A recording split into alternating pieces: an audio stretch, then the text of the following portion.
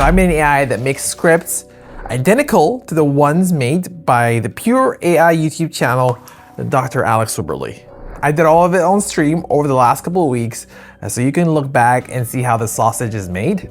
By the end of this video, you should know without a doubt that the channel is 100% AI, and you'll be able to make scripts just like those from the comfort of your own couch.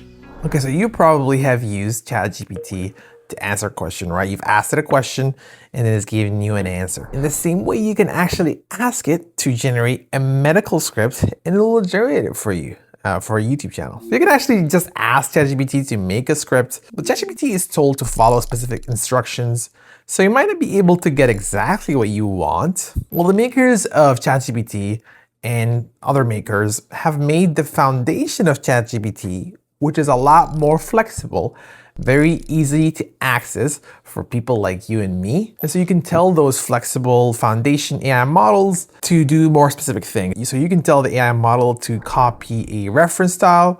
You can tell it to copy your style, just copy paste it into the prompt or message. You can tell it to copy anybody famous. You could try it and maybe think, oh, this is not really at all what I was expecting. The initial results might not be good, but if you actually fine tune, it's called fine tuning the prompt or message, you can get it very precise to what you want it. So I actually did this over streams 1 and 3. I'll add a link in the description if you want to watch them later. But before you do that, given some scripts, you want to present them in a nice way. The AI YouTube channel basically makes an avatar and just has that avatar read those scripts that are also made by AI and not reviewed. I did not want to do it that way because it feels deceiving. So what I use is, you might have heard of vibe coding. So in vibe coding, you can actually have AI do the work of a coder, I would say, and make and deploy a website for you. So that's exactly what I did. I took those scripts and I deployed them on a website, also in a way that you can compare them to the scripts that are made by the reference channel, the AI channel, the original scripts, and ones that were made by our AI. So I also did that over streams 2 and 4. You can play it back. I'll also add a link in the description. So in the last stream, stream 5, I made a way that, even if you don't have a coding background or if you don't want to tell these AI agents what to code, you can make these from the comfort of your couch. You can just go to healthpodscripts.com and submit a title. And if it looks good, I'll approve it and it'll just be there on the website.